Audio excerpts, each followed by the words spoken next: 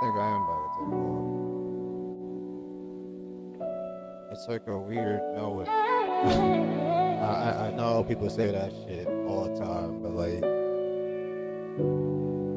it's no other option for life, but it just won't make sense at this point. You know what I mean?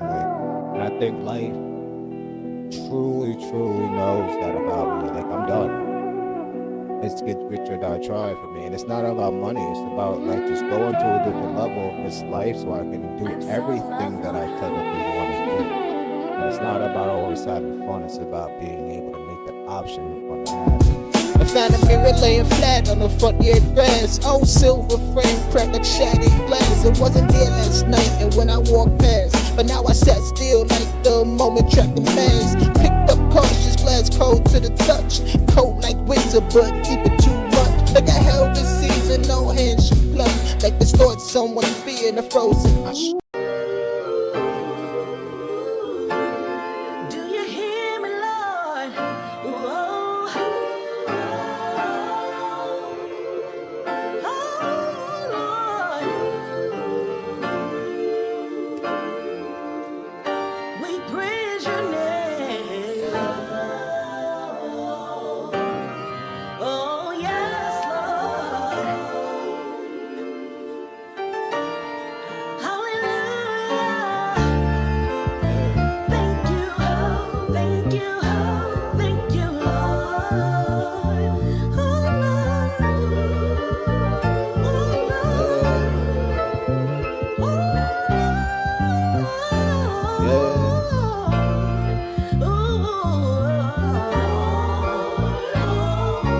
Building and it quiet when the noise felt loud. I had faith in the vision and when it wasn't allowed, they mistook my patience for falling behind. I was stacking my focus, getting right with my mind. Every loss taught discipline and every win taught grace. Every closed door forced me how to master my pace. I don't argue with doubt, I argue instead. Let results talk back for the words I never said. Do you hear me now when I speak this clear? I was silent for years and not a signal's here. Same heart, same soul, and just sharpen in fear. Do you hear me now? Do you hear me? Do you hear me now? When I walk this way, every step got weight. I don't gotta say. If you slap with me, then it's cool, it's okay. Do you hear me now? And do you hear me?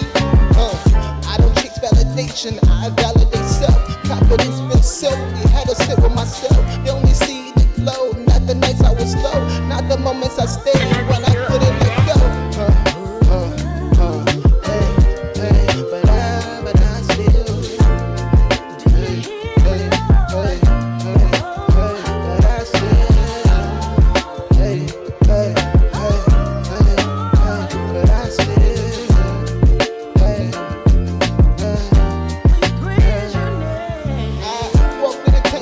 Rushing my stride when you trust your direction and feel fall to the side. If they ask who next, I don't point, I appear. Presence speak louder than anything that you hear.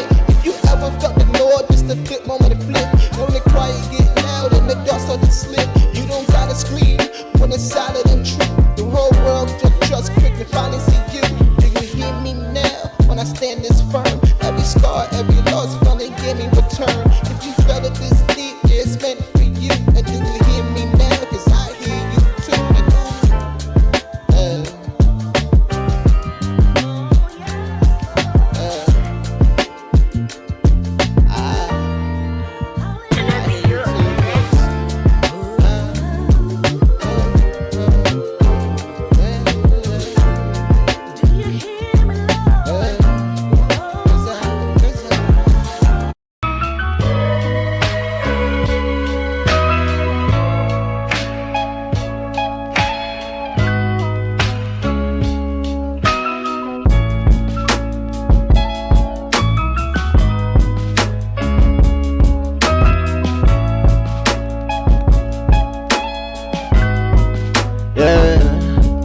I remember eating ramen while boring no space. And mama saying, baby, one day we gon' live life twice. Once in the pain, once again when you rise. Ain't gonna tell I saw hunger gone to my eyes. I was broke on the corner, spending dollar pennies with friends. Swore the struggle would last, couldn't swear we're in. But I kept a pen moving, every page was a seed.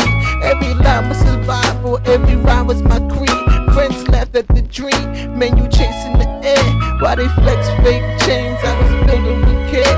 No shortcut in my lane, just the grind of the day. If the bag don't come quick, I'll stack the hard way. I seen homies get lost, traded hope for the high. Watch them fade into ghosts and watch the mothers just cry. I said, God, why them and not me in the box? He said, I gave you the pen, cause your voice unlocks. So I write till my hand cracked and verses bled from my skin. Every scar of my story was a place to begin. I ain't rap for the flex and I ain't rap for the fame. I was carving out purpose, I was shedding my shame. Now I sit with my lesson with the pen game free. That the man with no roots can't grow into a tree. That the crown made it go, still heavy with time. But the crown made it true, shines eternal in rhyme. So I stand as I am, not a saint, not fraud. Just a child of the dirt when the child with God.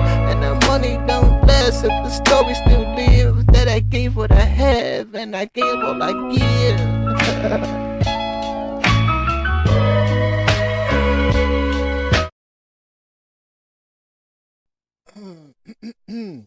What's good? What's good? What's good? What is up? What's good with everybody?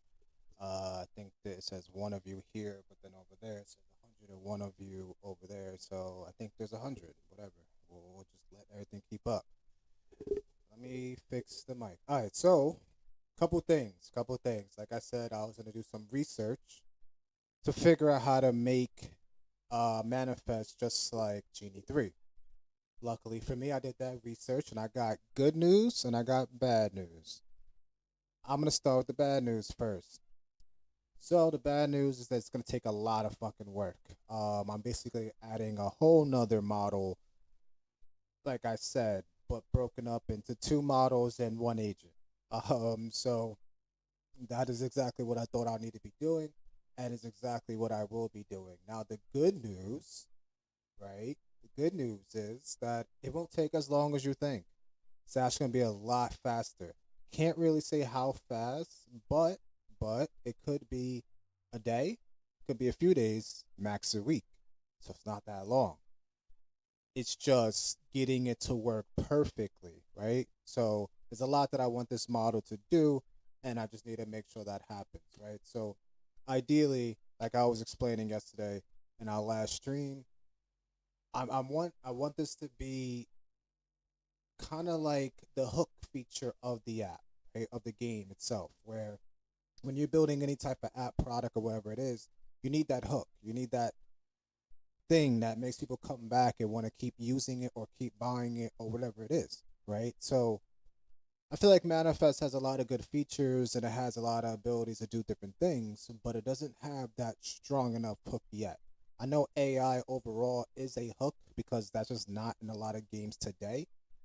But when you have the AI game category, we need to create our own hook there that can last for a decent amount of time without competitors coming and trying to do the same thing. We want to be ahead of the curve a little bit so we don't got to worry about people coming up with their own products. Of course, competition is great, it's only going to make us better. We welcome that, right? But while we're ahead, we want to stay ahead and we want to make that hook that is just as good to keep you guys coming back to the one that was first and to keep the one that hopefully is better over time. So that's what this feature is. It is that hook, right? At least in my opinion, you guys will tell me later what you think about the hooks of the game would be.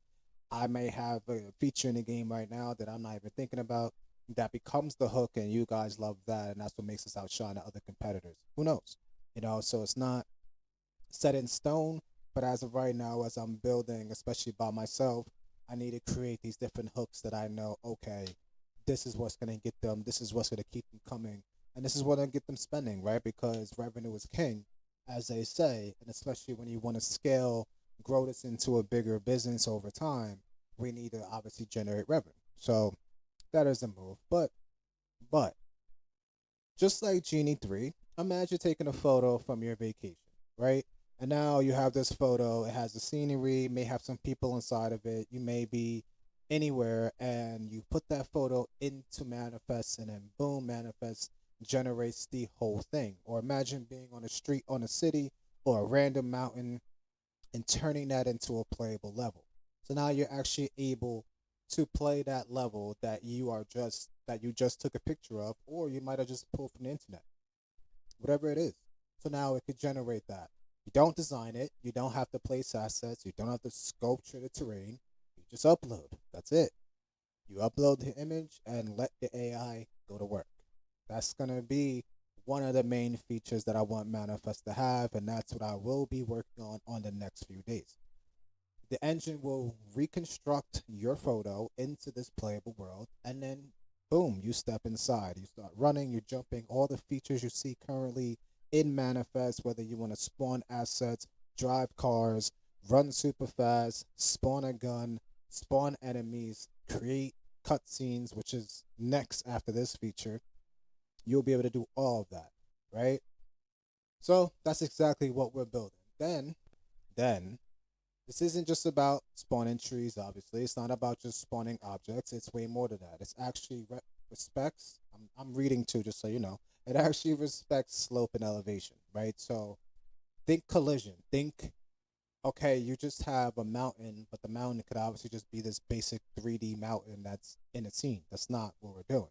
We want the mountain to be climbable, interactive, and obviously have the right amount of collision that most mountains and games have, right? So that's where the AI is really, really going to work, right? As much as we can generate 3D objects, which a lot of these text to 3D platforms can do today, our difference is that we're going to make it playable, really playable, like really, really playable. All right, so it extracts objects, rebuilds them, places them into the world, and most of this, guess what, runs locally. So you don't have to worry about cloud costs. Yes, there are going to be some things that interact with the cloud, so you will need to be on a internet connection for this. But overall, you'll be able to do most of this locally. Meaning, once everything's generated, you won't need the internet to be active at that time. You could build totally offline, and then when you decide to upload that game to the Manifest Arcade, of course, you would need to be on internet for it to be pushed to our server to approve that game in our marketplace. But other than that, you'll be able to run most of this locally. Your machine will be doing most of the heavy lifting. Now, this is where a lot of my development time will go into. Meaning, I have a certain GPU, right? My GPU isn't the oldest, it's not the newest, but it is strong. So, from my experience with these type of things, especially in gaming, I don't really have a lot of trouble loading up assets or going through different modes of the game without the game, just taking a shit and closing or just crashing, worst case scenario. What that means is I have to pretty much figure out, okay, there's a CPU and GPU issue that I got to worry about. Some people are going to have higher to lower GPUs and CPUs. So that means I have to make this model pretty versatile, I'll say, in being able to load these assets and generate your assets. And I think the best thing I can do to not sacrifice quality is to actually make sure that we're doing it in a certain way where it may just take a little more time to generate that world from your photo.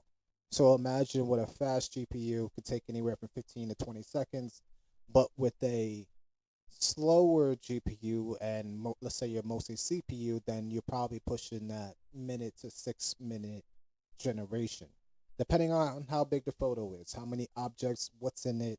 That all comes to play as well. If it's a plain landscape photo that's pretty clear with not a lot of objects, maybe it's just mountain terrain, that obviously would be a lot faster.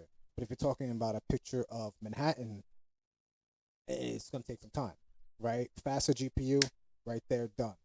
Slower GPU, will give you some animations of everything loading up and being built, but expect some load time when that happens. So only the complex 3D restructuring touches the cloud. So I just mentioned that, right? So only when it has to really generate this solid 3D object that we may not have in the marketplace or the game itself is where the 3D model will start to build that, which does live in the cloud, being honest. If it does exist in the marketplace, which that's where you guys come in, where you could create these types of assets. So when someone comes with a photo, that asset may exactly match or be very close.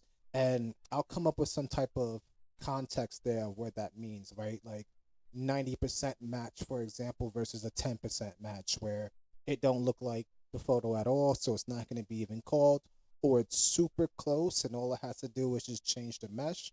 That does warrant the ability for the marketplace to be included, and maybe now your object being used within that world generation, which pays you. So again, 70% to those types of creators, 30% to manifest. We're not generating a version of your photo, we're reconstructing its geometry. And that is a big thing, right? Because obviously we could take photos and create skyboxes like a lot of these other AI tools as well. But the point is to be able to make it playable. And the only way to make it playable is to have some serious geometry inside the game or generations of geometry to allow you to be able to do things within the game to make that happen. Now, so step one is terrain, right? So now I'm gonna just go over the coding process and my building process. I have to figure out the terrain and how that's gonna work in certain ways. I do have it all laid out, so it's pretty simple for me to just knock out these steps. But I want to at least, as we're building in public, be open on what my steps will be. If the terrain doesn't match, the illusion will break, right? So that is the problem. We need to make sure we can match every type of terrain at all times. And there's a lot. Obviously, there's a lot of terrain out there. There are a lot of different countries, cities, and just houses. It doesn't matter, right? Someone could take an interior picture of their house right now, and ideally, that should be a playable game. That will be great for real estate agents too, right? Like, I know a lot of real estate agents have these 3D tours, but this will be a whole different type of 3D tour. Now, we need height, obviously, so height is a big thing. If I see a mountain on a picture and now the AI has to generate that, it needs to have the ability to understand that that mountain has a certain height and it has to build that mountain in that height to make sure it's actually reconstructing a mountain, right? It can't just be like a mountain that looks like a rock and now it's the same size as the character. That doesn't work, right? So got to focus on that as well. We need collision. Collision is a big one, right? You may have a photo of a bridge, and now you want that photo of a bridge to have the road, the guardrails, and all the things around it. So now, as you're driving a car, it actually can go down that bridge road, and it'll be part of your game as you start uploading more and more pictures, right? So, what needs to happen there? I need to add collision for not only just the road. So the, as you guys seen, I think maybe in the fifth, fourth episode of this series, we had an issue where the roads were a little pocketed, right? So in that ice road map, and it's like that right now if you go to the demo, all you gotta do to fix it, and I left it like that on purpose to show you AI working in real time, is fix road in the chat input and it'll fix the road and make sure there's no pockets in the road. So that same thing has to happen obviously with these new generated maps where you can one fix all the collision all at once so your road is smooth and drivable. Of course, the guardrails are there, so if the car is going towards the guardrails and you crash into it, it has that collision to not fly you off or just go right through the rail and now you're in the water, right? That's not the point. So to be able to give you as much of the experience as possible, we need to get more and more collision to be generated in real time while you're generating these types of maps. So that is key. That's one of the biggest things, and we need to be able to do that. We need scale. What that means, we need to be able to generate anything. So that is a big statement, and that takes scalability, right? So it takes a very strong, smart model that can actually take these photos and reconstruct it. And that's why it's a three-step process, having two models and one agent. Agent, supervisor of the two models go to work and make sure shit gets done, right? So I gotta build it in that sense so it actually works well. And we're close. We're not far from that actually being able to happen. It's just, laying out the groundwork of what needs to happen. Then when you walk forward, the slope needs to feel right. Everything needs to feel just like you would expect the photo to feel, or especially if you have an experience of being at that place. For example, Grand Canyon, there's going to be different slopes, terrains, hills, and all these things, right? So the game has to understand that. It has to understand, okay, everything isn't flat. There may be a downhill here, there may be an uphill here, right? You may want physics inside the game where the player's running up, and now that's actually slowing up the player because he's running uphill. He may be getting tired faster within the game you're building because he's running uphill, or now he's running downhill and he's running a lot faster, and he's getting to the destination of wherever you're trying to go in the game a lot faster because he's running downhill. So all of that has to be included in the game, not so much in the generation process, but definitely in the compiling process, which we already have built, obviously, as you guys know. It's just now the communication between two parties, or I should say the two AIs, to make sure that this works, right? If there's a valley in a photo, there needs to be depth, right? And me and that word depth, depth. Yeah, like if you ever hear my music, I always try to say that word, and I purposely put that word in a lot of my songs, and I still cannot say that word unless I pause and say it. If I'm saying it in a flow of a sentence, it don't come out right. It just don't. Um, it is what it is. But yeah, like if there's a valley in that photo, like I just explained, it needs to understand that, and that's basically the whole explanation that I just said before, is being uphill, downhill, etc. Now, obviously, if you guys had any step in any photo, what would it be? That is a question that you guys gotta ask yourself, right? What photo would you use to generate your game? And it's gonna be able to do a lot of different types of photos, different types of things that you take pictures of. I know I'm saying the same thing twice in that sentence, but you know what I mean, right? It'll be able to generate pretty much whatever you upload when it comes to an environment standpoint. From there, obviously, objects that are needed on top. So you may put a desert area, but that desert area is really just the map. Now you need the characters, guns, etc. That's all up to you guys in Manifest to add that. But ideally, the map generation of the game will be done instantly, right? Now, terrain is only half the story, right? There's a lot more. Objects are what make everything believable, right? So making it believable is obviously putting in as much objects as possible inside of that map that you're generating, right? So you may be looking at a forest. Obviously, the more trees that are in that map makes the photo of that forest more realistic. But not even just the trees itself, it's the same color. It's the if it's a rainforest, it's the mesh of that tree looking more wet than, let's say, a drier woods, where it's not as wet and doesn't look like that. You may have animals like birds flying around in that photo.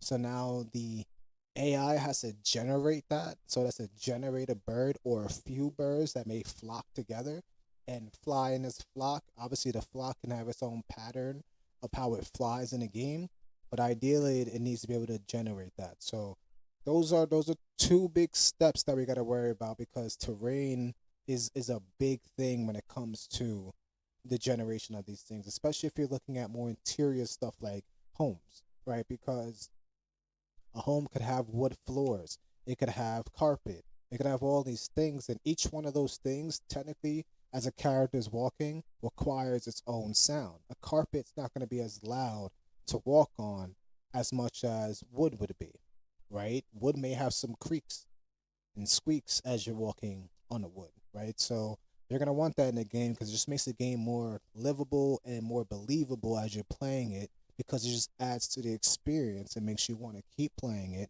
just because of those little details, you know? So trees, buildings, rocks, all of those are important, and there's so many different types of all three of those in that category, right? And that's just that category of trees. But think about anything in nature. There's a lot. There's a lot. You can have a waterfall. We can have a body of water. We can have an ocean. It could be a beach. It could be anything, right? So all these things have to be considered while making this model, because it has to be able to generate that in real time. And to be real with you, if you're an Unreal developer, there's only a certain amount of assets that are available in that marketplace. So it's not like I can go in that marketplace and pull as much as possible and start doing that. Yeah, I can go to other 3D marketplaces and potentially find them, but the cost of them are there, right? So now I got to pay for that item. I got to then bring that item into the game, put it into a library. So now when these photos come in, it's looking through the library and seeing if we have it. That's a lot, right? So that's why I'm giving you guys the ability to even add to the marketplace to create these types of scenes or to create these types of objects, because once they're created, they may be used in this scenario, right?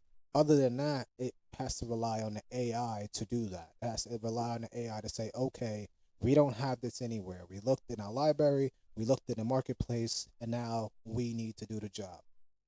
And it has to do that in seconds, right? So a lot of it's reasoning. It's searching through APIs, searching through those three routes to see which route that it needs to take, and it may have to do that in 10 seconds, right? Because your progress or process has its own time frame on when that needs to be done as well. Especially if I want something to be done in, let's say, 10 to 90 seconds, it's gonna have to do a lot in those 90 seconds, right? So I don't want you guys to have to wait 5 to 6 minutes, or God forbid more than that, where you're waiting 10 minutes for this map to load. And sure, it's not that long, but hey, you want to have a quick experience. And especially if you're like me, you may have a lot of projects, so you may be like, "Yo, this was cool, but I want to see what this photo will do, and I want to see, okay, I just generated this map with this photo, but can I combine the two?" So all of that has to be included in a lot of ways, but that's all about speed of the model to make sure that it's generating exactly what it's expected to. And the only way to do that is to have this route and smart AI to have that reasoning. What's cool though is, if you remember in my first stream, we talked about, previous products that I've said in stream, like Self OS. Self OS is going to be huge for Manifest for this right here, right? Because reasoning is something that, yes, will be in these models, but reasoning is also, think like an MCP server. It's more like that too, right? It's more like an embed where you can embed this knowledge into the model in real time. So to have Self OS available where nodes are carrying certain knowledge points of Manifest makes this thing huge, right? Because now someone with a cell phone, could be any phone in the world, has our Self OS app on their phone. They have this reasoning tool or asset or skill inside of their device. And at any moment, someone that's building something in Manifest, that skill can get called by one of his phones, and the phone can help process that action for Manifest, but would have to do within the 90 seconds that I'm saying. So it's going to take some time to connect both of those, but ideally that is the vision. The vision is you guys on Self OSS nodes are getting rewarded because the people over here on Manifest are trying to create worlds and play games. So it makes sense, right? And instead of always shooting out to a data center or one of the APIs that we use, like Claude, OpenAI, etc., not saying we don't like their models, we love their models. It's just there's a lot that goes back and forth with that, especially with, okay, if I scale on the Manifest side, we're going to have more congestion from that model, and now we might be rate limited in a certain way because of the amount of calls coming from the Manifest game. And when I mean calls, I don't mean someone on the hotline bling. I mean literally someone like the AIs are routing communication between each other. So having the phone to be able to do that just dramatically makes this process a lot smarter and faster if all goes well on a Self OS side, which, to go in a quick more detail, that hopefully will be done by the first, second week of March, which is a perfect marriage time for both of this to happen.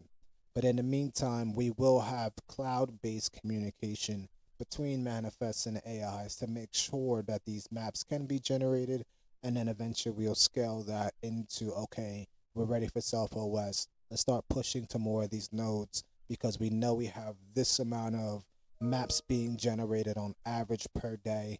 We know, okay, this we need this many nodes on the Self OS side to process that, and then boom, marriage done. Then it should scale from there, and everybody should be happy because Everybody's getting what they want. Self OS is getting rewarded. Manifest is getting their games and having the arcade be filled with a lot of good games, hopefully, that people want to play. So let's go back into the object layer of this whole thing. So foreground elements are important, right? There's something that gives the scenery of the game, right? Gives the map you're building more of that feel of the image that you're adding to the game, right? The scenery is important, the ambiance is important. So all of those foreground elements are definitely something that we got to pay attention to as we are building this model. Now we isolate them, obviously, right? Because a skybox is not the same as an object, right? Skybox gives it the maybe the horizon, right? So it's like that sunrise background. That's different. That could be generated itself right now with any model that has like image generation with it. You know what I mean? But from a 3D standpoint, we need to bring that in as a skybox, and now it's there. Then, and we place them exactly where they belong, right? So think longitude, latitude. AI is not doing it so much like a GPS where it's directing exactly where it is. We'll get into that eventually because I think coordinates are going to be important, especially if you're trying to create like real world games, right? So you may say, I want like to create, I don't know, New York City, right? An exact replica of New York City. So if you want to be able to do that, having a longitude or latitude of that, would it be kind of cool to like really pinpoint exactly where Times Square is, or pinpoint exactly what a Statue of Liberty is in your game, and it matches exactly what it is on a map, right? So we'll get into that. It's definitely not going to be phase one. I'm being real with you. My phase one right now is totally focused on making sure it takes those images and turns them into playable maps. But once that works and that works well, I'll go into more the latitude, longitude, make it more real world, like or comparison, and then you'll be able to do that all day. If this works, you won't just see the photo, you'll be able to stand in it. And trust me, I know you guys have seen Genie 3. That shit's cool as fuck. So to be able to get close to that, because I know what they did, they're just bigger than me. You know what I mean? They're huge. They have a lot more money than me. If I had that money, I would be doing that too easily. But you know what it is they got a lot of like, to be real, they got a lot of stuff in the AI world that we just don't have, or me, right? Like I have the know-how, but I don't always have the resources to get all of that done. So I sometimes have to compromise on my own resources or compromise on the game itself to make sure I can get to at least close to what that has. And that's what this first phase will do. We will have everything that you see in those videos. They just have VO3, for example, which gives them a dramatic leap forward into doing this real world generation, right? For us, we kind of have to baby step there because we don't want to break the game, obviously. We don't want to overrun your computers, obviously, and we want to be able to make something good. So all three of those have to be considered while building this model to make sure I can do that in a solid way so you actually have the experience you expect, which is to be able to do something similar, if not better than what Genie 3 does today. Now, this will be a premium feature. It will be on both paid tiers. You will be allocated a certain amount of coins that will allow you to generate a certain amount of worlds. After you run out of those coins, yes, you will need to go get coin packs. Or if you're on the lower paid tier, you may have to subscribe to the higher paid tier just because you may be generating a lot more than you thought. I do recommend everybody trying the lower tier first just to see how much you like it. If you like it, then, subscribe to the next tier. If you want to stay on a lower tier and you're like right in the middle, let's say you don't spend as much as the higher tier gives you, then don't get the higher tier. Just get a couple small packs, add more to your balance, and you'll get exactly what you want, right? And especially if you're a freaking builder, then you may want to do that because you're monetizing your game eventually, right? When monetization is there in a game, there may be people paying you to play your game in a certain aspect. So if you're really into it and as you guys are playing this game, you may realize that you could turn it into your own small business by just having the generations put together in a certain way and in a fun way that other people now want to play because you have that game available. High fidelity generation. That is important. I don't want no bullshit. I don't want stuff that is just you know what I mean? I want stuff that's good, right? We're in demo mode, which is the moment of manifest, but it's not the hook of manifest, and it's not the end all be all for manifest. Manifest has a long way to go and a long journey that I'm very excited for, right? Like, what is Fortnite on chapter 6, right? So we're like, like the little story you read of the author before you get to the book. That's where we are right now with manifest. We're not even in the first chapter. The first chapter is probably not going to be till a couple months, to be honest. Like, you'll see a lot of these features working. You'll see the arcade.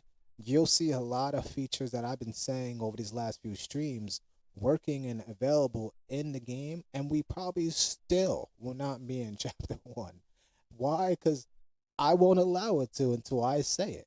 I think I'm going to be very honest with you guys on the viewpoint and the roadmap that I have for this game, and to say, okay, like if we're not close to like these checkpoints of the roadmap, and it's not all about features, it's about experience, and the experience is the main hook or the main foundation, I would say, that I'm looking at, like the marker of what I'm looking at every day.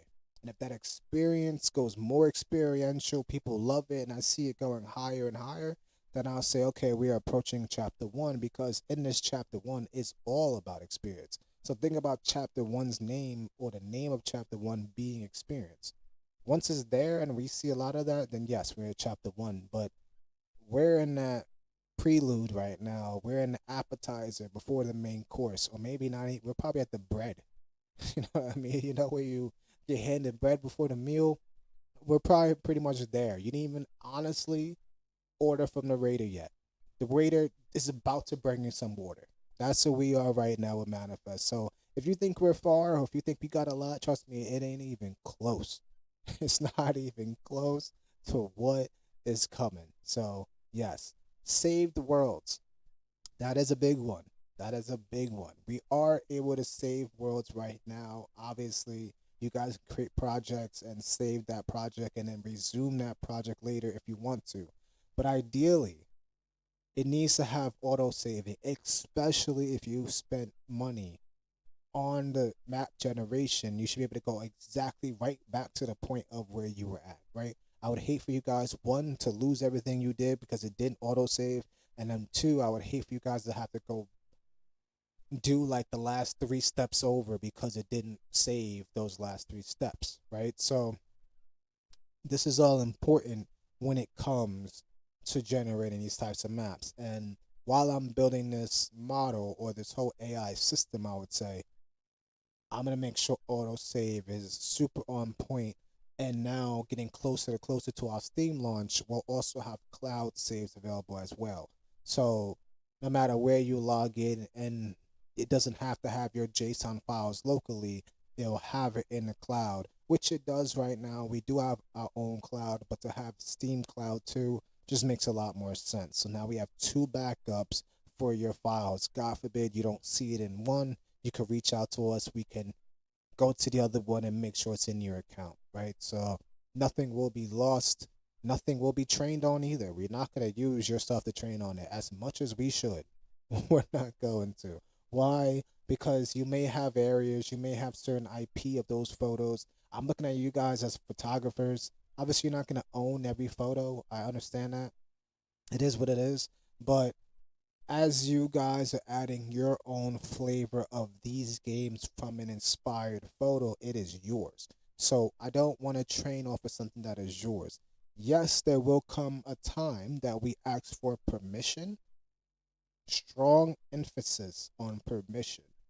We will ask for permission, but it won't just go to terms and conditions and say, okay, click this box and that's it. We have permission now. Like, no, we're going to really, really explain, and especially me on stream, on what permission means. And when you give us this permission, what do you get out of it? Because I think a lot of you guys don't realize how much permission you give on these platforms. I'm not gonna name any, because last time got a little mad, so I'm not gonna name any specifically, but I will say there's a lot of platforms out there that you're giving permission to that, not saying you shouldn't, you should just know what you're giving, right? So we'll make sure we at least say that, and we also will make sure you get something out of it.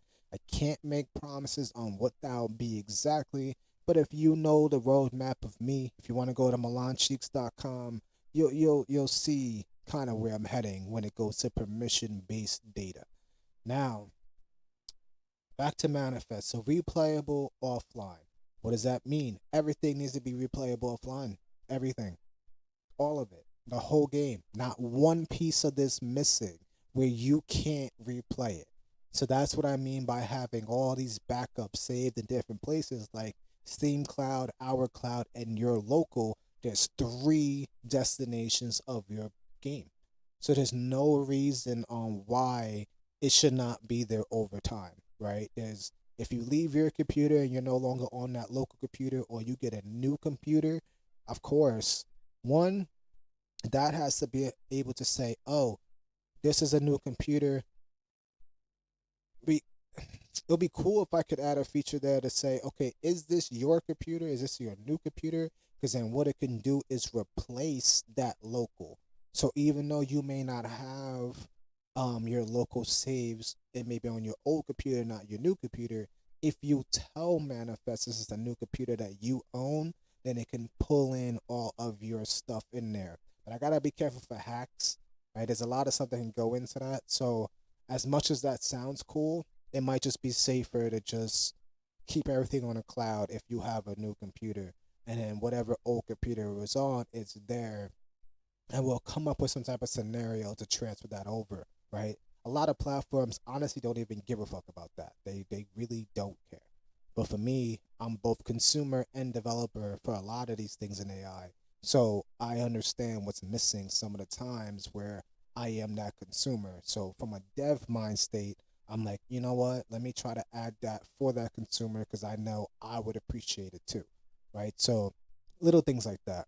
Now, think about that of everything being replayable offline. I think that's going to be a huge thing that will dramatically let the game be as much bigger than it is today, just because a lot of games obviously do that, but to have an AI generation game do that just takes the cake.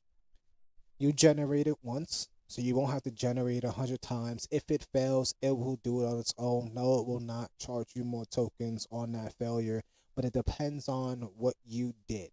If you uploaded a clear photo, and we're not gonna have some gamified thing where it's like, oh, was it clear enough, and upload it again, and it wasted some tokens. No, if there's an error and it really came from our side, we're not charging you. You'll instantly see it replenishing your account.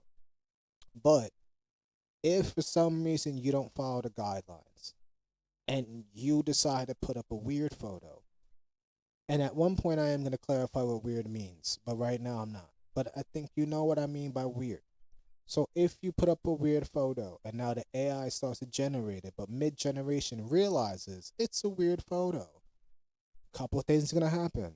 You may get a strike, and you don't want a strike because too many of those strikes don't go to a good place. So don't do it. Just don't do it. Don't play around.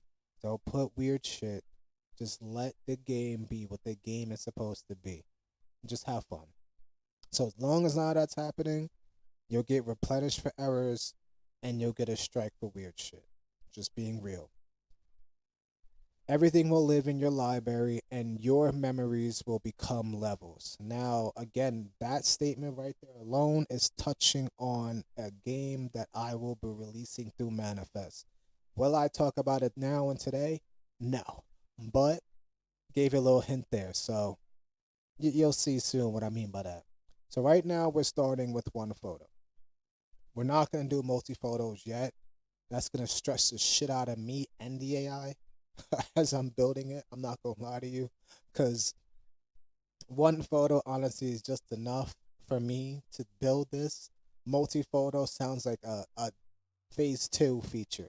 We were like, all right, now you can upload 5 photos, 10 photos, and it'll compile all those together into many maps where you literally have a game like full blown because you have like maybe 5 maps together, right? So think Grand Theft Auto with many islands or many cities that you can travel through because you put all those photos together.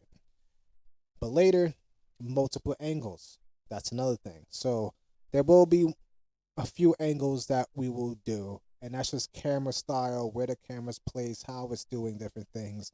All of that right now is in the game. It's just matching it to the map generation and making sure that it has the right camera angles for specific things. Right? If you're an Unreal developer, you know what I mean by that, where you could bring a map into your game from the Unreal Marketplace, but sometimes it loads in very weird and you got to do some changes to that map to make sure the camera looks good, the character could run or walk or whatever interaction that the player is intended to do is happening. And that's really about the angles of it, right? Like yesterday, you saw um, when I upload a character had the robot character and I decided to do some things with the mesh, right? I think I did fix all. And when I did the fix all, his arms went all back and yeah, he was doing like weird stuff and then out of nowhere he was running sideways a little bit. Then I had to do fix all meshes and then fix all that. All of that is kind of what can happen to a map if it has the wrong angles because the AI and the game could get confused on what just happened. So to make sure the angles exist and also, match exactly what's intended, then you're pretty much good to go.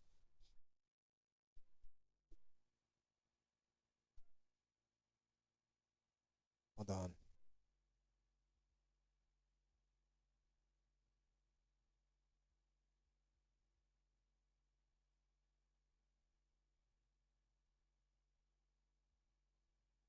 Okay. So yeah. So where I'm at, where I'm at. So right now, yeah, one photo, but later multiple. Then we'll do full scene reconstruction. That's a big one. So everything will have its full scene reconstruction where it'll take its photo and then obviously reconstruct that full scene to a point of where it's fully playable. All the objects have its collision and interactability, right? So if it's a chair, the game already will know that sit is a thing, right? So if you want to sit in a chair, it'll know, okay, you just have a chair in this photo, so I should expect to put sit in this. You can obviously take it away, or you can even add parameters for it to not do that overall. But ideally, to make all those objects interactive will just make it better experience as we go along, right? Deeper environments. So that's again the depth of. Almost said that right. It almost sounded right. It just didn't. It didn't. But deeper environments, the deeper the environment can go, the more realistic that experience would be. So that's a big one that I gotta add to this to make sure the environments are just as deep as they can go. Pause. So that's just how we gotta do it. And this is just phase one. All that is just phase one. And all that is honestly in the next few days. It's not even that much longer. The hell was that?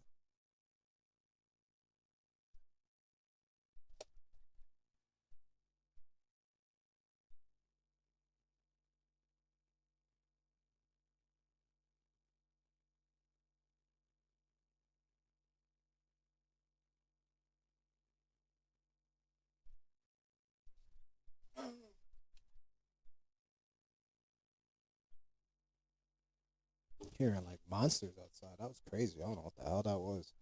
And I heard it like in my mic. Okay, like echoed all the way through. Whatever. So deeper environments, that's gonna be important. The more the deeper the environment, again, that's gonna just be phase one. Manifest started as a prompt to game, right? So that was the goal. And it still is a goal, right? The text to prompt or prompt text to game is important, right? You may just want to type out what you want and have it generated. But what's cooler is that photo because it literally manifests that photo into a playable world. And I like that. I think that's a big hook. I think between the text and the image, those are big hooks that the game will need to be as good as possible as it's doing certain things. Now, it's becoming into a reality to world, right? So you have this photo and it's turning into a playable world in real time because of how in depth that photo can go. Getting better at that word. But yeah, like it's getting better and better with I'm getting better, but it will become more reality to world as that photo becomes more realistic and playable in real time. We're blurring the line between imagination and reconstruction. And if we pull this off, you won't just create games, you'll create worlds from reality. So we'll keep building, we'll keep doing our thing, but ideally, yes, that is what we need to do for this whole scenario to get this done. Hold on.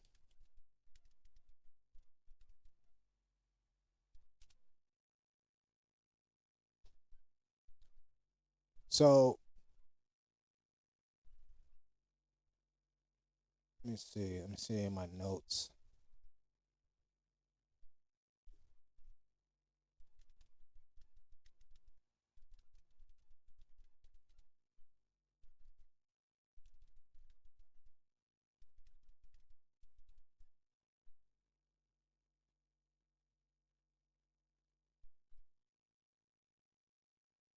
Doo-doo-doo. Gotta get to my notes. All right, so yeah, I mean that's gonna be a huge feature. Like it's gonna be one of the things that I'll be proud of building as well. Of course, the whole game I'm proud of, but like that feature again, I see Genie 3, and I'm like, yo, they got something a little better than us. I'm not gonna lie to you. Like I see that feature, and I'm like, ooh, text to 3D is cool, but image to 3D is cool too. And then eventually, video to 3D is crazy, insane, right? And that's not too much further, I would say, from images, right? Because that's really the difference between accepting one image and multi images. Because really, if anybody knows what a video is, it's just frames per second. So they're technically just a bunch of images put together in motion, right? So the more we could take in more multi photos, the better that experience overall would be.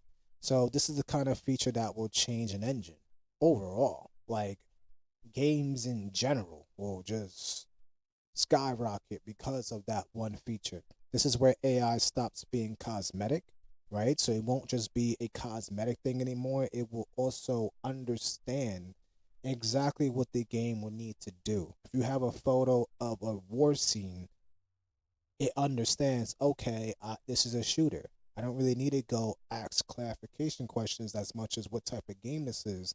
I need to ask more clarification in where do you want these things to be? But I understand your vision because I can see your vision. This will be structural. This is geometry level. This is physics level. If this works, this changes level creation forever because you will be able to do exactly what I just said. We're not generating vibes, we're generating structure, and this is not aesthetic, it's spatial. Spatial intelligence. I'm about to coin that shit because that is a good one. But yeah, spatial intelligence. It will be amazing to be able to do that because it's gonna dramatically help AI too. Like I was saying before yesterday, a lot of people build things with system instructions. If you're an AI developer, I'm gonna give you one hint. Yes, you can build things with system instructions, but if the AI cannot foresee itself in that particular area of expertise, it will not do as well. There's your hint. So most engines let you place assets, most tools let you scope terrain, but what if the terrain scopes itself from reality? And that's exactly what we're doing, right? We're doing that to a point of, okay, exactly what we see is exactly what we'll show.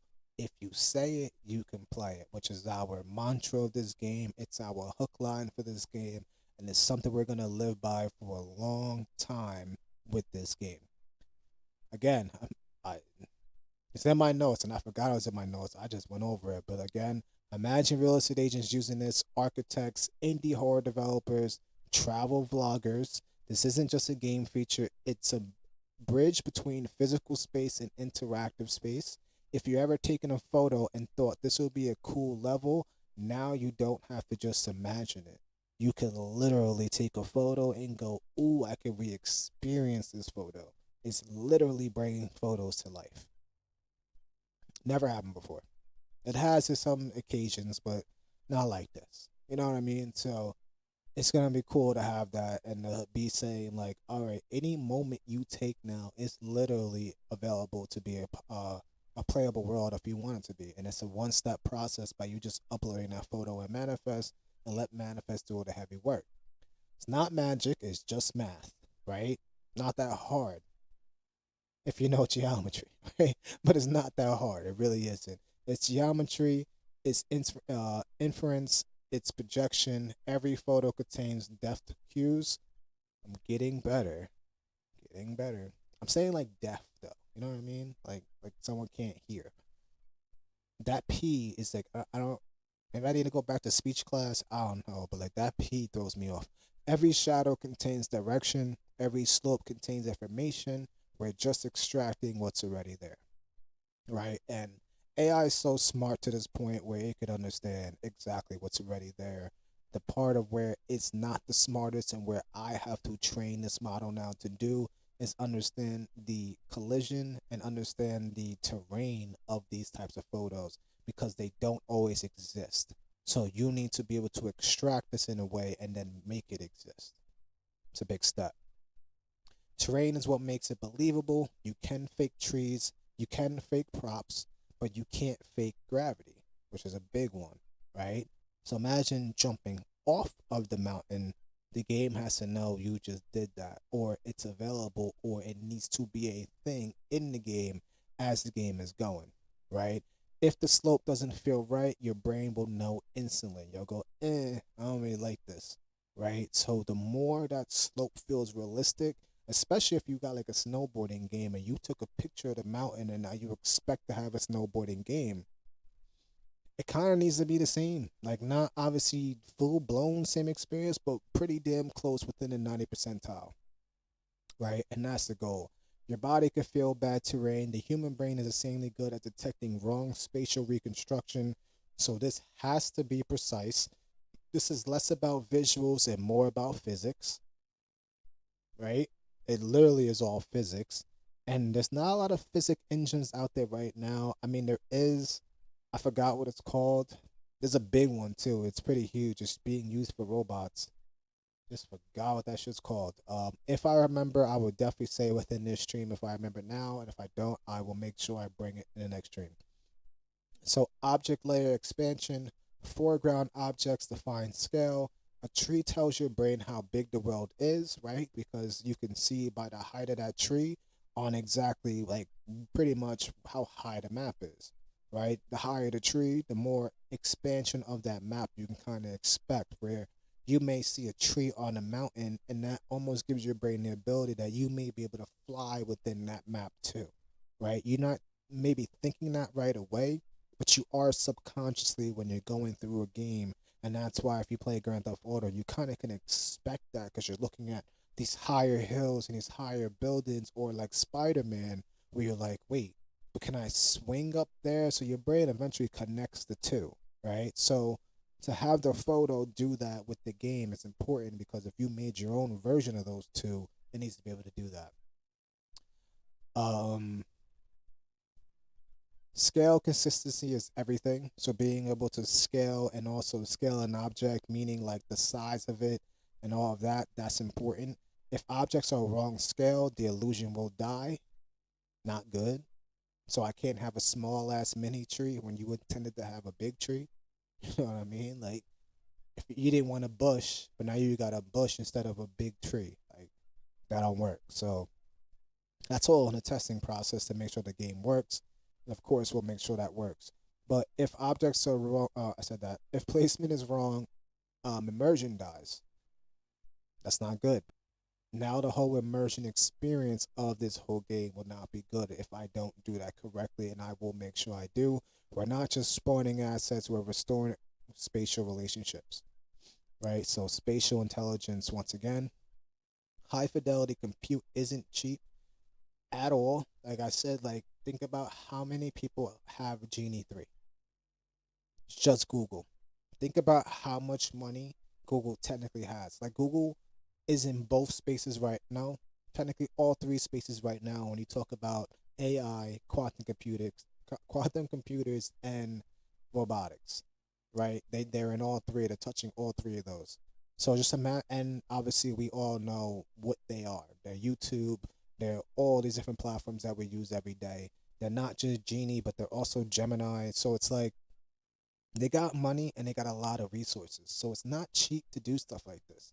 But it is cheap if you know how to do a roadmap and you already put in the hard work like we did and I did for Manifest, right? Because if I didn't even build this demo, I wouldn't have the ability to do the spatial intelligence now. And that's what I was kind of telling you guys from day one why this demo was important. Because now having this as the foundation, it's a lot easier to add things on top, right? Like I have my main course now, even though I told you guys I'm at the bread.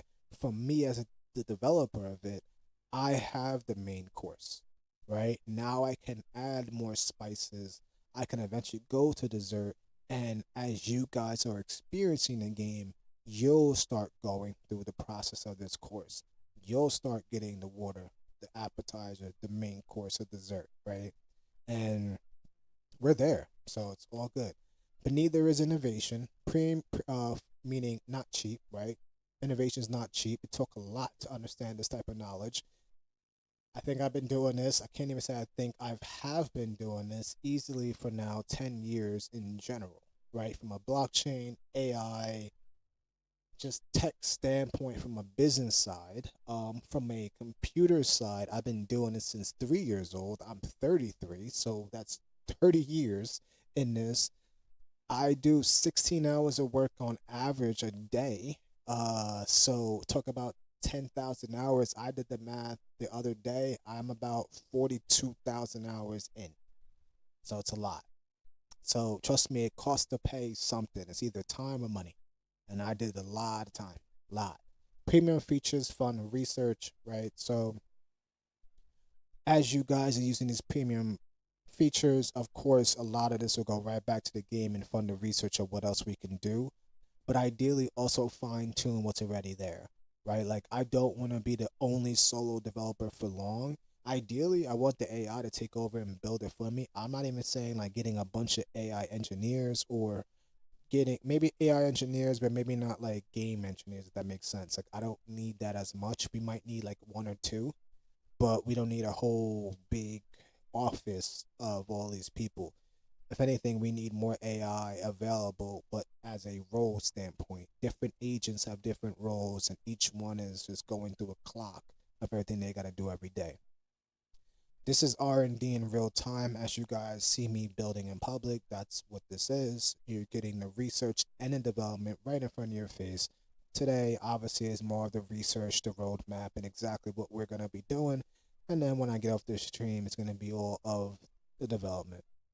So this isn't a gimmick add-on, right? Like I'm not bullshitting. Ideally, building in public is the point of this, so you guys can see it is real. Releasing on public platforms like Steam, etc., is what shows that it's real because they have to make sure it's real as well to it to even be in their marketplace. So it's not bullshit, not BSing, not just blowing smoke, not building what they call vaporware or any of that type of shit. Like it's real. We just gotta keep building it every day and be on it every day to make sure it's solid, right? Like anything else. This is an engine capability, so it's dramatically increasing our engine's capabilities overall. Where, like I said, like once it's doing this image, it's gonna understand a lot more over time, especially as we start get permission data. That's when this shit will be a lot faster. But we're not gonna do permission data early because I want the marketplace to live for some time within this image generation, image to map generation, right? Because the more the marketplace lives, the more rewards and money you guys can make from monetizing those assets. And I think that's important, right? Like whoever's the creator that came on platform to generate some of the assets for us, of course, you should be able to have time to live there, right? Eventually, AI is going to take that over too over time. And I'm being real with you guys, like everything ain't forever. But there will be a decent amount of time that you guys can take advantage of that right there. The premium part isn't about locking it, it's about sustaining it, right? So locking in this feature, I would say, like I said, is on average probably 3 days. But the point is constant development, right? Not saying, oh, the feature's done, we're done. No, like gonna have to constantly develop this thing every day to make sure that it's constantly being built and better over time. The hardest part isn't generating things, it's making them coherent, right? So, like I was saying, trees should not just be trees, they should have the ability to like swing in the wind, not dramatic with it, like going back and forth, but like, the leaves are a little shaky when the wind goes by and it just looks real as you're going. And especially if you're going from pixel to ultra realistic game, it ultra realistic obviously needs more and more of that. It needs more of the colors, it needs more of the wind, it needs all of it to make it ultra realistic. But the pixel side, it may not need all that. It may need a little sway, and you understand, okay, there's a tree, right? So the coherency is important because it needs to know, where am I going with this image? Okay, this person gave me a realistic image, but they really want a pixelated game. So I still need to do this same image generation as a map, but as this style game when I'm finished. Consistency beats complexity. So this is complex as a motherfucker, but it will be done and it will be great because of consistency. And if you know me, I am a consistent as person. I don't stop.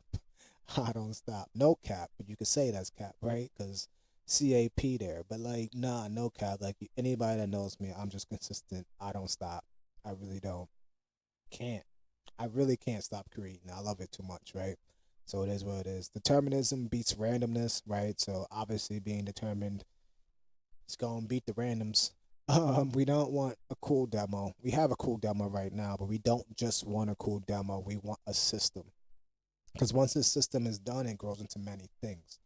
It grows into your vibe coder in a 3D world. It grows into real life interactions with these open worlds. It can potentially cross worlds, which is something I don't know if I should go into yet, but that's what we call mixed realities or AR experiences or VR experiences. Like there's a lot that we can do with this as the system is there.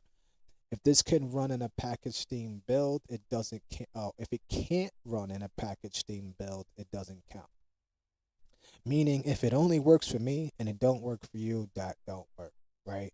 And sometimes packages, sometimes apps, sometimes games fall in that category because it really depends on systems. Systems are a big thing when it comes to software, right? Like vibe coding is very easy to build software right now, but a lot of people are gonna, like Elon said recently, I saw an interview, a lot of people are gonna have a hard time going into that hardware standpoint because there ain't gonna be a vibe coder for that.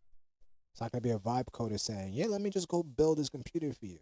You know what I mean? Like over time, when you have a robot, yes, the robot will do that. But by then, is your idea even valuable? Because if the robot can do it, probably could do it faster than you. So just remember that. Shipping matters, stability matters, product. I don't know what read up. Re, just product matters, right? It just matters. Products matter. That's it. I need to make sure this is a working product, has its hook point, has points where you need and want the game every day, right? Engines used to simulate imagination. This is huge, right? And I've said this in many ways throughout this whole stream, but yes, that statement alone is huge because to be able to turn your imagination into a world or a map is insane. And that's kind of the whole point of the game being called Manifest Anything, is because imagination is something we lose very early in childhood, right? And some people don't lose it, some do. Some lose it faster than the others, and some never get it back. Some do, right? But what imagination does is honestly it separates you from the pack every time. No matter what you're imagining, it always will separate you from the pack every time. And unfortunately, most people like to stick to packs, but they don't realize when they're in a pack, depending on the direction they're going, they all could be going the wrong way. All of them. But making them all feel comfortable.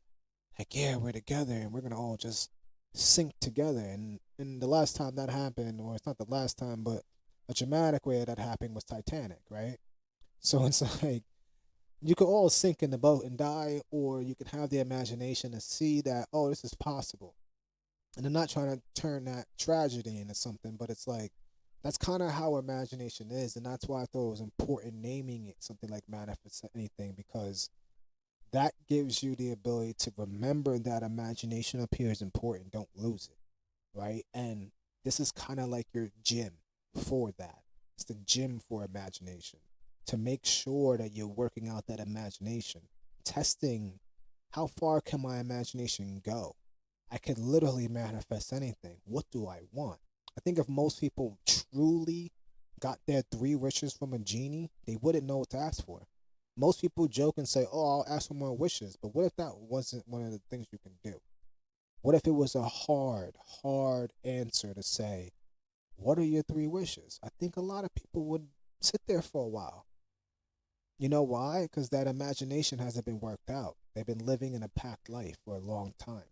So they're waiting for someone else to say their first wish, and then they'll get an idea of their next wish. That's not really how reality.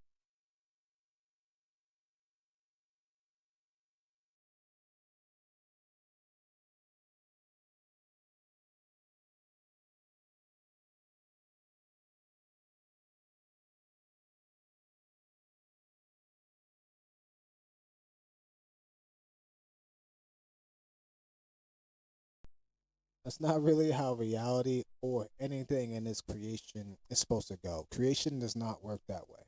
It really doesn't. A creation works in that imagination of foreseeing something before someone else does, or foreseeing your vision so far through that you make it real. So having something called manifest anything is important, and that's why I named it that. To remind you of you being part of a creation in the first place. So keep creating. The whole point of us being here is to co-create. That's it. There is no other reason. You can co-create chaos, you can co-create goodness, evilness, whatever it is. Not saying you should. I'm not saying you should do the bad side of shit. I'm just saying that's the whole point. The whole point is co-creation. It really is just a big experience for all of us. And that's why I'm doing this experience, because I just want us to remind you of that. Don't lose that. That is your superpower, is being able to co-create at all times. There's not one time throughout your day you cannot co-create something. Doesn't matter what it is. Even if you're cooking dinner, you're still co-creating. So just remember your time here matters, and you matter while you're here in this time. So hopefully this game reminds you of that, because it's gonna push your imagination. You're gonna see some games come out that you probably thought would never be able to exist because of Manifest. That's the goal. Because it really helps somebody with their imagination bring it to life and say, "Oh, I could really play this and I could really do this." Or I had this game in my head for so long. No developers ever built it. I didn't know game development, so I could never build it. But now with Manifest, boom, it's done. Now you're playing it too. So hopefully this really pushes that, because I'm gonna be real with you guys. With AI, I'm telling you, I know everybody hates to say it, but there won't be jobs. I'm tired of people lying and say there's gonna be more creative jobs. I'm like, for what?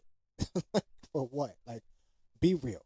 Be real. Why does there need to be more jobs? So what, you're gonna supervise the AI? Be real. So that's not what's gonna happen. You know what's gonna happen? It's gonna force everybody back into co-creation. What are you? Who are you? How do you co-create? So this is your gym. This is it. This is how you work that out. This is how you remind yourself who you are. Remind yourself how to really allocate time. You no longer need time for a job. You have everything you want. What else? Ask yourself that question. So,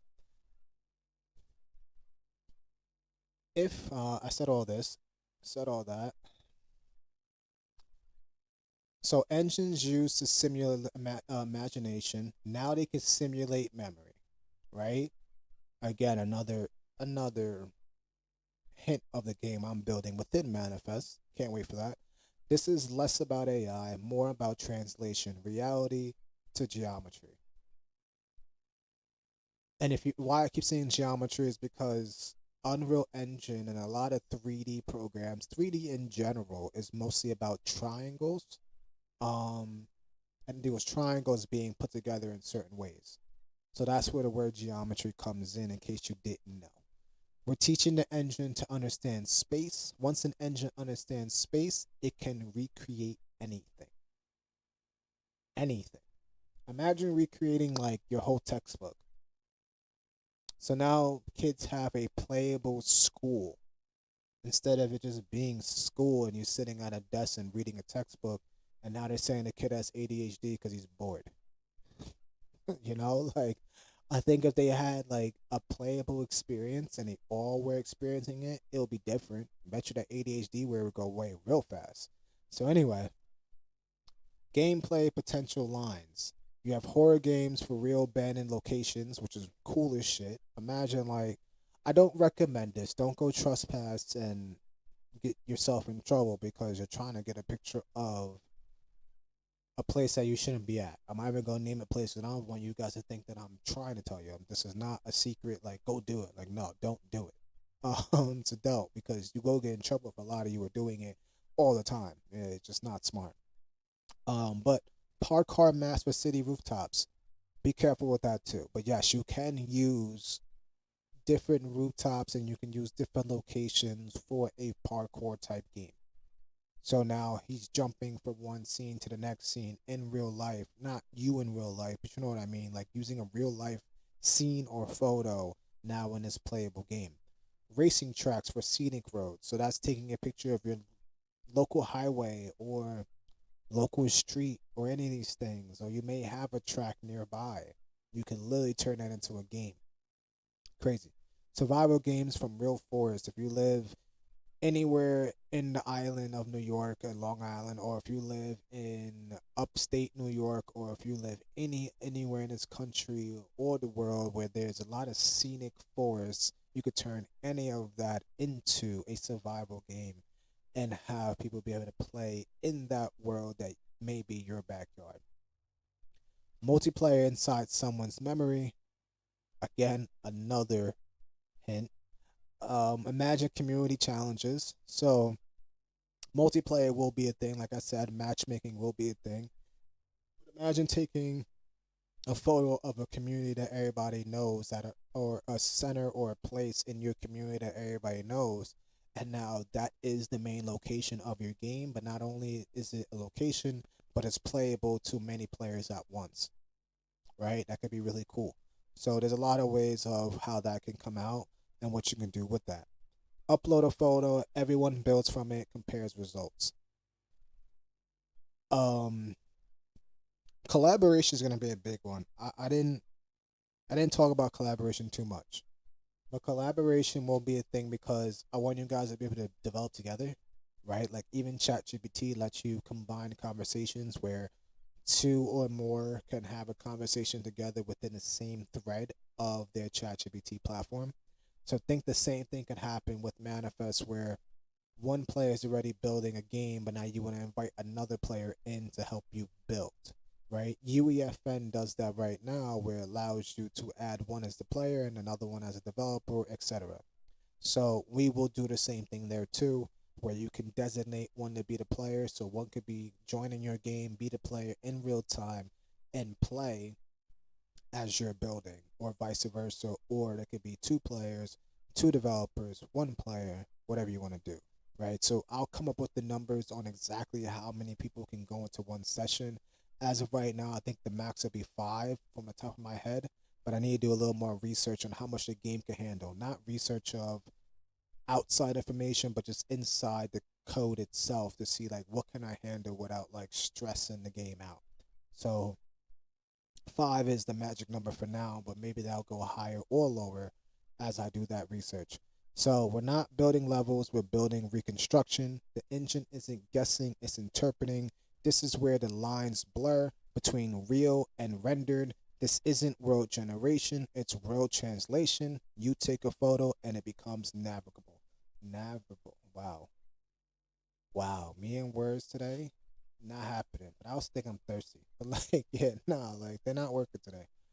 Um, but yeah, I mean that's pretty much what we're gonna be doing. I mean, Long-term vision lines, I mean, to go over that real quick, today it's going to be one photo, tomorrow it's going to be multi-angle, after that full spatial reconstruction intelligence.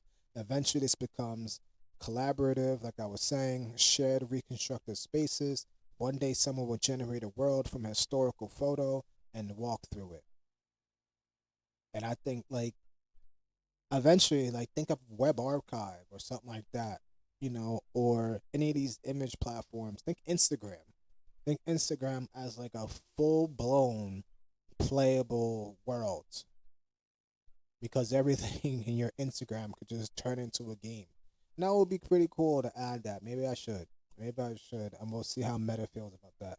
But I think that would be pretty cool to say, you know, let's connect your Instagram, and any of those photos or any of those things that you have that have scenic stuff in it, we can use that and generate a map from that. And now it's a playable game. So that would be kind of cool. It would be cool to share that feature with Meta too. So if Meta's interested in that, they ever see this, we'll be interested in collaborating just for that. 'Cause that's just cool as fuck. Same thing with YouTube. Having videos that are already there, people going to different places with vlogs or travel. Any of those vlogs are important. So we'd love to do that too. Water is gonna be important for us. So having different water scenes is dramatic for us because we just don't have that. It's hard to even make it. Not like hard like I can't make it from scratch. It's just hard to make it from a realism standpoint because there's so much body of water and there's so many angles of how you can get water in different sides, right? So we need more of that as we go. Obviously this is all early. This isn't, you know, super release and super done right now, but over time you'll see this feature get better and better. But ideally, while we're in this demo, we'll have this feature released. We might have it released before the Steam release, right? It's in Steam right now where it's being reviewed, but it will take some time for them to do that until they eventually go to release. So by then, we might have this feature done. We'll see. I'll be streaming and I'll be showing you guys in real time where we're at. You're watching it before it's polished. Obviously, anybody that's watching the stream now, you've been watching me talk for about how long I've been here? About an hour and 22 minutes. But you kind of know where the game's going. Before it's optimized, before it's mainstream, you're watching the blueprint form. This is how new engine capabilities are born: messy, experimental, and iterative. If that's it, right? Yeah, so that's it. I mean, that's all my notes for now. Um, I got a lot of work to do. Not gonna lie, I got some shit to do. I gotta do it fast too. Not too fast for I'm missing points of the features and everything isn't up to par with what it should be. I don't want to rush it to where it's not the best. Obviously, I want the best of the best, but I have it so imprinted in my head. Normally, when I'm there, that's when I go super speed because that's just how I am. So I think overall, all we need to do is get that done. Once that's done, we can keep iterating on that particular feature itself every time and just make it better. And I'll be doing that live on stream for the next few days. And then we have a lot more features. On another note, before I go, I did fix the rain and the weather. I know that was not working when I was showing a demo yesterday. That is now fixed. I also fixed some of the stuff with the characters, with the combat, so that's working as well. I'm gonna do more UI work today as well, and then I'm gonna start this whole new AI feature. And hopefully, what is it, Wednesday? I'm hoping I'll be done by Monday, and then you'll see the progress in between that with a different certain amount of streams, maybe one or two. If you don't see me, you'll definitely see me Monday, and I'll probably have it done, or at least 75% done, where I have enough to show, and it's engaging for the stream. So, again, as always, in between time and in time, always be you. Keep being you. Don't ever stop being you. The word of the day today is imagination. Keep having that imagination. Don't lose that imagination. I don't care how crazy this world is getting. I don't care what you see on social media. Remember, your time here is important. You are important while you're here in this time. Without you, there would be no time. And no, people don't believe that, but that is true. All of us are a node to what we call society, and we're a node to this whole thing we call creation. So, no, without you as a node, the rainbow wouldn't exist. And I don't mean the rainbow of what it's represented right now. I mean the rainbow of creation. The colors really being together and working together within light to show a visual, whether it's the opposite of light, which is darkness, whatever, and then there's the light that reflects off of that. But both need each other regardless. So remember that. You are important. You always will be important. Don't let someone put you down and tell you that you're not important, right? So I will be back hopefully tomorrow, maybe later. If I'm moving through it today, I will hop back on later and we'll talk again. But if not, I'll see you guys soon, and I hope you guys have a good day.